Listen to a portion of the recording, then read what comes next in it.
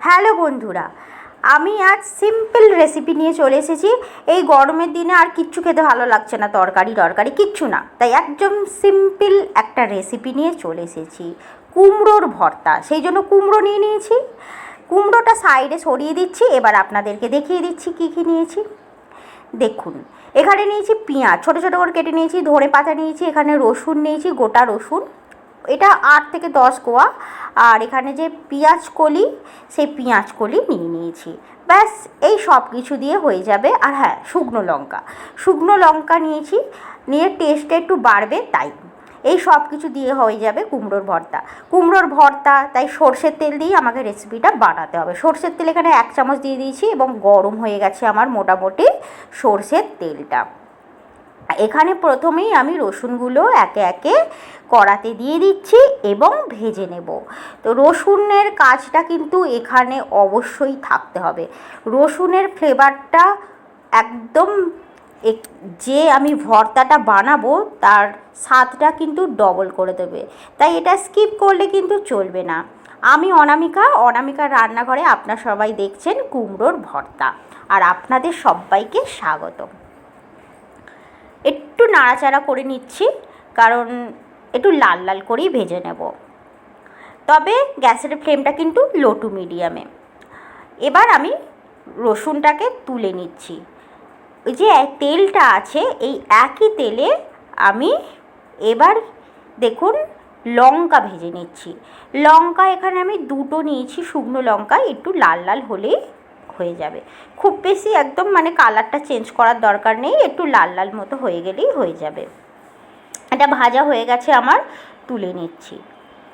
এরকম একইভাবে সব কিছু আমি ভেজে নেব। এবার পেঁয়াজ ভেজে নেব। পেঁয়াজটা আমি একটু ছোট করে কেটে নিয়েছি। তো ছোট বড় করে কাটলেও হয়, কিন্তু বড়টার আমি কাটিনি, ছোট করেই কেটে নিয়েছি। হ্যাঁ, পেঁয়াজটা এখানে বলি একটা মিডিয়াম সাইজের পেঁয়াজ দিয়েছি। সব কিছু একটু বেশি বেশি দিলে কি হয়, খেতে ভর্তাটা খুব ভালো লাগে। আর আমি যে পদ্ধতিতে বানাচ্ছি, একবার প্লিজ এই রকমভাবে বানিয়ে দেখুন, অসাধারণ লাগবে। আর আমরা তো রোজকার দিনে তরকারি খেয়েই থাকি, গরমের দিনে বেশি কিছু খেতে ভালো লাগে না, আর মাছ মাংস তো সবসময় ইচ্ছাও করে না, তাই এইভাবে একবার ভর্তা বানিয়ে দেখুন। তো পেঁয়াজটা মোটামুটি আমার লাল করে ভাজা হয়ে গেছে। এর থেকে একটু লাল করলে করতেই পারেন, আবার না করলেও চলবে। এই যে পেঁয়াজটাকে আমি ভাজছি, এখানটা করে একটা আমি কিছু মশলা অ্যাড করছি, দেখে নিন কি। যখন আমার পেঁয়াজটা লাল করে ভাজা হয়ে গেছে অনেকটাই, তখন পেঁয়াজটা আমি সাইডে সরিয়ে মধ্যিখানে যে তেলটা আছে একটু ফাঁকা করে নিয়েছি, দেখুন এই জায়গাটায়। এখানে দিয়ে দিলাম জিরেটা কিন্তু এই সময়তেই দিতে হবে, নালে আগে যদি আমি দিয়ে দিতাম তো জিরেটা অনেকটাই মানে পোড়া পোড়া হয়ে যেত, তাই এখন দিলাম। এবার দিয়ে দিচ্ছি আমি পেঁয়াজ কলি, যে পাতাগুলো আছে সেগুলো দিয়ে দিচ্ছি। একটু জাস্ট আমি যে কাঞ্চি ভাবটা আছে না, যে কচকচ কচকচ করে পেঁয়াজ কলির পাতাগুলো, সেটাকে একটু নরম করার জন্য জাস্ট আমি এই পেঁয়াজের সাথে পেঁয়াজ কলিটা একটু নাড়াচাড়া করে নিচ্ছি। বেশ ভালো লাগবে, একটু নরম নরম হয়ে যাবে, ভালো লাগবে। কাঁচা যদি খেতে চান দিতেই পারে, তবে এইভাবে একবার বানিয়ে অবশ্যই দেখতে পারেন, আশা করি খারাপ লাগবে না। তো সব কিছু যখন আমার ভাজা হয়ে গেছে, পেঁয়াজ কলি একে একে আমি কিন্তু তুলে নিচ্ছি। দেখুন সবটাই তুলে নিচ্ছি। অবশিষ্ট যে তেলটা আছে, এই তেলেতে আর একটু তেল মিক্সড করলে আমার নেক্সট যেটা ভাজার জন্য রয়ে গেছে সেটা হচ্ছে কুমড়োটাও আমাকে কিন্তু এই সময়তে ভেজে নিতে হবে। আর এই যে কুমড়োটা ভাজছি, এটা সর্ষের তেল দিইনি আমি, এখানে দিলাম সাদা তেল। আপনারা চাইলে অবশ্যই সর্ষের তেল দিতে পারেন। হ্যাঁ, একটু কালার আনার জন্য দিয়ে দিয়েছি হলুদ। এটা যদি আপনারা মনে করেন না আমার কালার চাই না, তাহলে দেবেন না। এখানে আমি কুমড়োগুলো ছোট ছোট করে এই কারণেই কেটেছি, খুব তাড়াতাড়ি না, একদম কম টাইমের মধ্যে ভাজাটা হয়ে যাবে। এবার বড় বড় করেও হয়তো কাটতে পারেন, তো আমি বলবো ছোট ছোট করে কাটলে খুব তাড়াতাড়ি ভাজাটা হয়ে যায় আর খুব ইজিলি হয়ে যাবে। তো কুমড়োটা একটু খুব ভালোভাবে আমি নাড়াচাড়া করে নিচ্ছি, যেমন আমরা কুমড়ো ভাজি আর কি সেইভাবে। আর ওপর থেকে দিয়ে দিচ্ছি লবণ। লবণটা দিলে কি হয়, একটু নরম হয়ে যায় তো, আর খুব তাড়াতাড়ি এটা সেদ্ধ হয়ে যায়। তাই এইভাবেই আমি একটু লবণ দিয়ে দিচ্ছি। লবণটা দিয়ে খুব ভালোভাবে মিক্স তো করে নিয়েছি। এবার আমাদের খালি যেমন আমরা কুমড়ো ভাজি একটু সময় ধরে খালি উল্টে পাল্টে নেড়ে নেড়ে একটুখানি দেখে নিতে হবে যে আমার কুমড়োটা ভাজা হচ্ছে কি না। হ্যাঁ, তবে আমার এখানে মোটামুটি 50% সিদ্ধ হয়ে গেছে, দেখতে পাচ্ছেন অনেকটাই নরম হয়ে গেছে। তো এইভাবে একটুখানি দেখে নেবেন কুমড়ো ভাজা আর এমন কি। এবার আমার কিন্তু কুমড়ো ভাজাটা বাস হয়েই গেছে, আর এর থেকে বেশি ভাজার দরকার নেই, মানে সেদ্ধ হয়ে গেছে, এর থেকে আর বেশি ভেজে ভেজে আর লাল করার দরকার নেই। আমি তবু একটুখানি আপনাদেরকে টিপে টিপে দেখিয়ে দিচ্ছি যে হ্যাঁ দেখুন ভাজাটা আমার হয়ে গেছে। এবার আর কি কড়া থেকে তুলে নিতে হবে।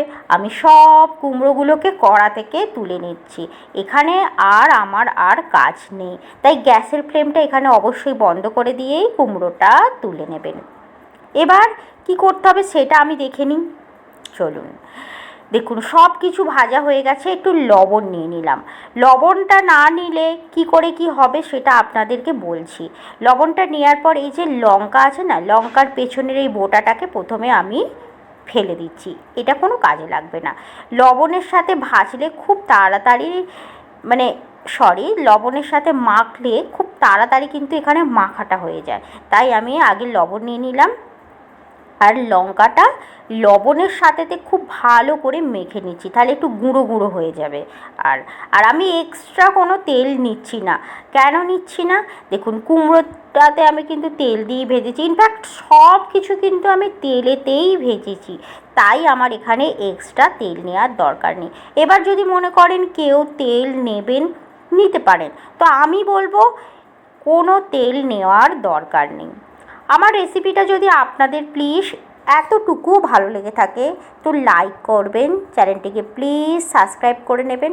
আর আমার নতুন বন্ধুদেরও বলছি আমাকে কমেন্ট করবেন, আর অবশ্যই চ্যানেলটাকে সাবস্ক্রাইব করবেন। ফেসবুকে একটি পেজ আছে, সেই পেজে অবশ্যই আপনারা ফলো করে নেবেন।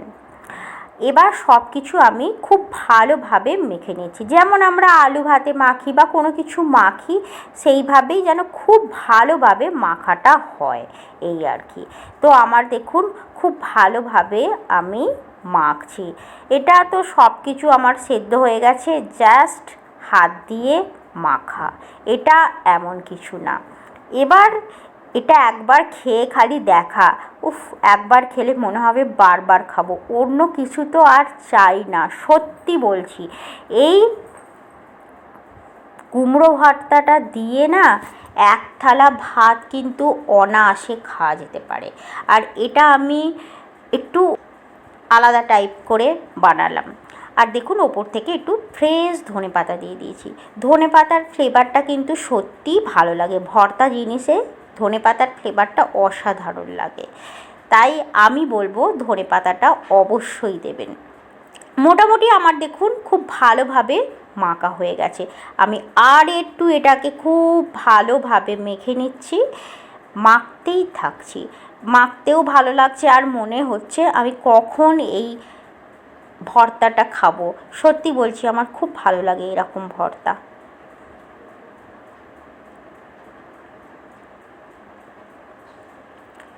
তো খুব ভালো করে এবার আমার মাখা হয়ে গেছে, দেখুন।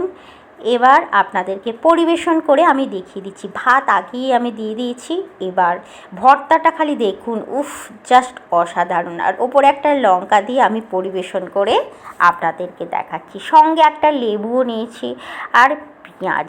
এগুলো দিয়ে খেলে না সত্যি বলছি অসাধারণ লাগবে। শসা কুচোনো আর নিয়েছি পেঁয়াজ।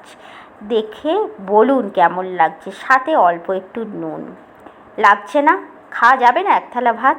তো দেখা হবে পরের নেক্সট রেসিপির সাথে। ততক্ষণ আপনারা বলুন নেক্সট কি রেসিপি আমি নিয়ে আসবো। এটা যদি আপনাদের ভালো লেগে থাকে, এরকম ভর্তা যদি আপনাদের আরও দেখতে ইচ্ছা করে, আমাকে প্লিজ কমেন্ট করবেন অনামিকার রান্নাঘরেতে। আমি অবশ্যই চেষ্টা করব আপনাদের মনের মতো কোনো রেসিপি নিয়ে আসার জন্য। তো আপনাদের সামনে থেকেও দেখিয়ে দিচ্ছি ভর্তাটার কালারটা কীরকম। তাই আপনারা এই রকম ভর্তা আশা করব আমার ভিডিওটি দেখে অবশ্যই বানাবেন। তো ভিডিওটা তো আমি এর থেকে আর বেশি বড় করব না। আগেই আপনাদেরকে বলেছি যে আপনাদের সাথে আবার নেক্সট কোনো ভিডিওর সাথে দেখা হয়ে যাবে। তো ততদিন টেক কেয়ার।